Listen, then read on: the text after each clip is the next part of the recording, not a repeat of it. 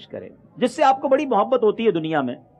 और जब आपको कोई आकर बताए कि यार आपका तस्करा उनके पास हो रहा था, कितना अच्छा लगता है। मिसाल के तौर पर कोई आपको आकर कहे यार आपकी बात आपके पीर साहब के सामने हो रही थी, हैं? बंदा कहता है वाकई मेरा जिक्र हो रहा था, जरा दोबारा बताना क्या बात हुई थी, एक बार फिर बताओ ना क्या कहा था।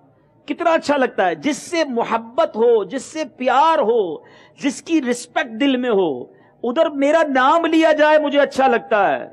एक उम्मती का नाम जब दरबारे रिसालत में लिया जाए और फरिश्ता ना सिर्फ मेरा नाम ले बल्कि मेरे वालिद का नाम भी ले, अल्लाह अकबर, और जितनी बार दुरूद पढ़ूं उतनी बार मेरा नाम ले।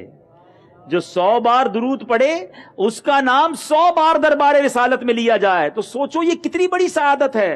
फिर क्यों दुरूद पाक ना पढ़ें और झूम झूम कर बार बार पढ़ें।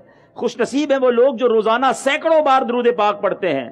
दुनिया का भी दस्तूर है, जो फकीर रोजाना और बार बार दरवाजे पर आए ना, तो हम भी कहते हैं यार ये रोज ही आ जाता है, चलो इसका काम कर देते हैं। जिसका नाम रोज दरबार रिसालत में लिया जाए और कई कई 100 बार लिया जाए, कभी तो नबी पाक फरमाएंगे कि चलो आज अपने गुलाम की बिगड़ी बना देते हैं।